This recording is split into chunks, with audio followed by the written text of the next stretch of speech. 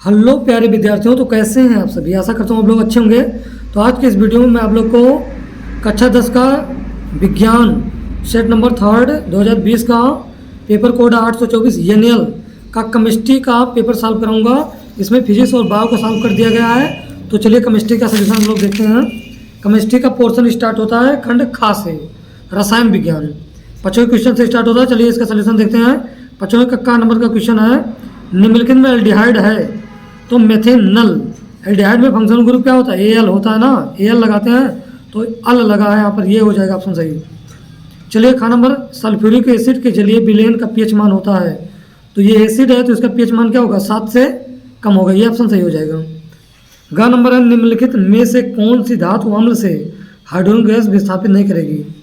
तो electrochemical series में आप जानते हैं हाइड्रोजन के ऊपर Fe भी होता है, Zn भी होता है, Mg भी होता है, कॉपर नीचे होता है, तो ये विस्थापित नहीं कर पाएगा। अगला क्वेश्चन है 6वें का नंबर, निम्नलिखित यौगिक के आईपीसी नाम लिखिए। तो सेसरी COH और लिखा है HCHO, तो इसका नाम है एसिटिक एसिड है ये, और इसका नाम क्या होगा? Ethanoic acid. और ये क्या होगा? इसका नाम आईपीसी नाम होगा मेथेनल। जैसा कि आप लोग को यहाँ पर दिख रहा है, तो यहाँ पर जैसा कि लिखा गया है इसका आईपीसी नाम इथेनोइक एसिड, तो इसको यहाँ डैश नहीं लगाएंगे, इसको एक ही में जोड़ देंगे, जैसा कि यहाँ पर लगा इथेनोइक एसिड। और इसका नाम क्या होगा? मेथेनल। तो अलग नहीं लिखेंगे, इसको भाई जोड़ देंगे आप लोग। ये थोड़ा दूर लिखा गया बट इसको एक साथ में जोड़ेंगे, तो इसका नाम होगा मेथेनल। चलिए अगले क्वेश्चन का सलूशन इसमें देखते हैं। दिया है बेकिंग सोडा बनाने की एक विधि का विधि तथा उपयोग लिखिए। बेकिंग सोडा बनाने की विधि लिखना, उपयोग भी लिखना। चलिए इसका सलूशन, तो चलिए इसका सलूशन देखते हैं। बेकिंग सोडा बनाने की विधि, तो सोडियम कार्बोनेट और CO2 और H2O की क्रिया कराएंगे, तो ये क्या बन जाएगा? Sodium hydrogen carbonate. इसी को बेकिंग सोडा, खाने का सोडा, मीठा सोडा सब नाम से जानते हैं, या सोडियम हाइड्रोजन कार्बोनेट या सोडियम बाइकार्बोनेट, सब इसी को कहेंगे। तो ये बन गया है। क्या बैलेंस है? सोडियम 2 है, सोडियम यहाँ पर 2 है, सब बैलेंस है। उपयोग क्या है? पेट की अम्लीयता को दूर करने में, भोजन को खस्ता बनाने में, भोजन को जल्दी पकाने में, इन सभी, और दूध को फटने की दक्षता बढ़ाने में, सब में इसका उपयोग किया जाता है। आप लोग लिख लेंगे। अगला क्वेश्चन इसी में दिया हुआ है कि साबुन की सफाई प्रक्रिया की क्रिया विधि समझाइए। 2 नंबर आप लोग को मिलेगा। तो चलिए इसका सलूशन आप लोग को दिखाते हैं। जैसा कि यहाँ पर आप लोग को स्क्रीन पर दिख रहा है, ये अगर ज़्यादा नंबर में आता है ना तो ज़्यादा लिख दीजिएगा, मैं थ्योरी बता दे रहा हूँ। अगर कम नंबर में आता है तो आप लोग थोड़ा शॉर्टकट लीजिएगा, बस 2 नंबर मिलेगा। चलिए इसका सलूशन देखते हैं। साबुन की सफाई प्रक्रिया, ये बहुत इंपॉर्टेंट है, लगभग हर सेट में रहता है क्वेश्चन। साबुन के अणु लंबी श्रृंखला वाले सोडियम एवं पोटेशियम लवण होते हैं। ये जल में घुलने के बाद कार्बोक्सिलेट आयन के रूप में वियोजित हो जाते हैं। इसके 2 भाग होते हैं, जल रागी तथा जल विरागी हाइड्रोकार्बन। तो यहाँ पर फिगर बनाया गया, यहाँ पर ये जल विरागी और ये जल रागी है, यहाँ पर ये क्या है? कार्बोक्सिलिक ग्रुप है। आगे इसका सोल्यूशन देखते हैं। लिखा गया है साबुन को जल में घोलने के बाद ये RCO नेगेटिव कोलाइडी कणों के रूप में वियोजित हो जाते हैं। इन कणों में ऋणावेशित ध्रुवीय सिरा केंद्र की ओर, ऋणावेशित वाला केंद्र की ओर आकर्षित रहता है। जब अध्रुवीय सिरा जल की ओर एकत्रित होकर एक संरचना का निर्माण करती है, जिसे मिसेल कहते हैं। इस कारण पानी में इमल्शन का निर्माण होता है। जब साबुन का यह इमल्शन धूल, मैल आदि के संपर्क में आते हैं तो इसके कण मिसेल के केंद्र में समा जाते हैं। इस प्रकार कपड़े पर साबुन की पकड़ कमज़ोर हो जाती है और कपड़े साफ हो जाते हैं। यही मिसेल है। आप लोग इसका स्क्रीनशॉट लीजिए, ये जरूर बना देना। चलिए अगले क्वेश्चन का सलूशन देखते हैं। इसी में दिया हुआ है क्वेश्चन है, क्या होता है जब, केवल रासायनिक समीकरण देना है और दोनों क्वेश्चन पर आप लोगों को 1 नंबर मिलेगा। जिंक चूर्ण को सल्फ्यूरिक अम्ल में मिलाया जाता है, और अगला है सोडियम ऑक्साइड को जल में घोला जाता है। तो जैसा कि यहाँ पर दिख रहा है, जिंक सल्फ्यूरिक एसिड में मिलाया जाता है, तो यहाँ पर यह हाइड्रोजन को विस्थापित कर देता है, तो ZnSO4 बन जाता है, हाइड्रोजन गैस बाहर हो जाता है। और अगला क्वेश्चन इसी में कहा था कि सोडियम ऑक्साइड को जल में घोला जाता है, सोडियम ऑक्साइड है, जल में घोला गया तो NaOH बन गया। ये इसका सलूशन हो गया। अगला क्वेश्चन का सलूशन देखते हैं। अगला क्वेश्चन है, धातु तथा अधातु में भौतिक गुणों के आधार पर अंतर स्पष्ट कीजिए। अंतर बताना इसमें, तो आइए देखते हैं धातु अधातु में क्या अंतर है। धातु चमकदार होते हैं, अधातु चमकदार नहीं होते हैं। धातुएं लचीली होती हैं, अधातुएं लचीली नहीं होती हैं। धातु का गलनांक व क्वथनांक उच्च होता है, अधातु का गलनांक व क्वथनांक निम्न होता है। चलिए अगले क्वेश्चन का सोल्यूशन देखते हैं। अगला क्वेश्चन है 8 का नंबर। कह रहा क्वेश्चन किन्हीं दो अभिक्रियाओं को उदाहरण सहित समझाइए। किन्हीं दो अभिक्रियाओं को, मतलब इसमें 4 अभिक्रियाएं लिखी है, किन्हीं दो को समझाना है। तो चलिए इसका सोल्यूशन देखते हैं। संकलन अभिक्रिया, प्रतिस्थापन अभिक्रिया, ऑक्सीकरण अभिक्रिया, दहन अभिक्रिया। तो चलिए इसका सोल्यूशन देखते हैं। क्वेश्चन दिया हुआ है संकलन अभिक्रिया। ये समझते हैं संकलन अभिक्रिया क्या है। तो जिसमें 2 या 2 से अधिक पदार्थ आपस में मिलकर एक नया पदार्थ बनाते हैं, संकलन अभिक्रिया कहलाती है। C+O2 CO2।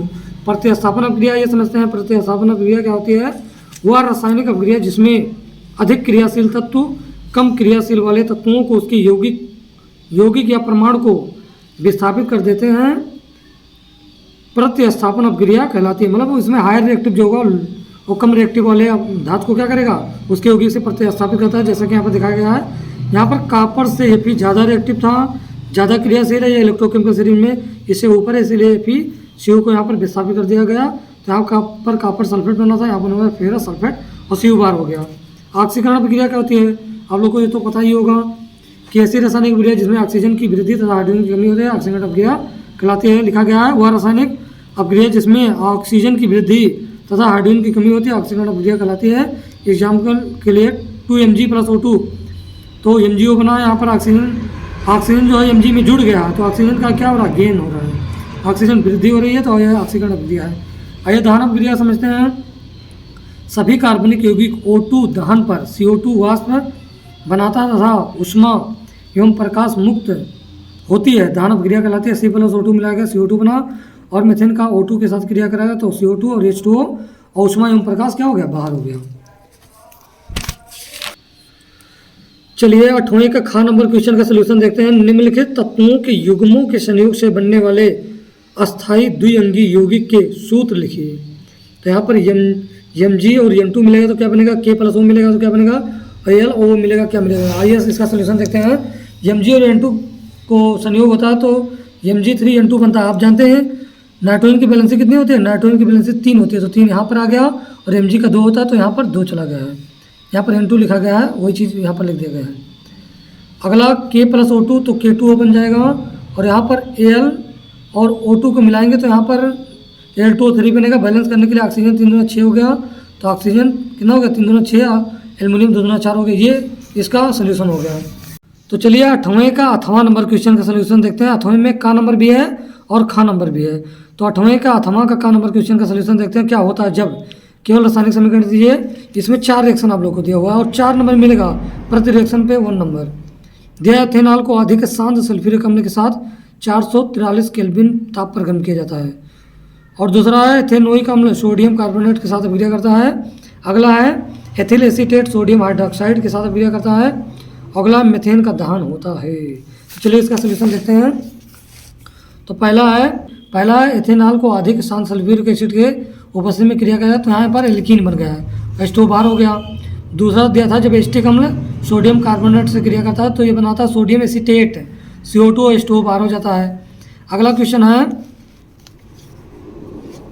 यहाँ पर अगला क्वेश्चन दिया हुआ है जैसा कि आप देख रहे हैं, एथिल एसीटेट सोडियम हाइड्रोक्साइड। तो ये है एथिल एसीटेट। एथिल एसीटेट का फार्मूला ये नहीं होगा, इसका फार्मूला होता है CH3COO C2H5। यह है एथिल एसीटेट। इसकी क्रिया NaOH के साथ में कराएंगे तो यहाँ से ये क्या होगा, Na प्लस में टूटेगा, OH माइनस में टूटेगा, और ये C2H5 प्लस और CO माइनस, तो माइनस वाला प्लस के साथ जाएगा तो सोडियम एसीटेट बनाएगा।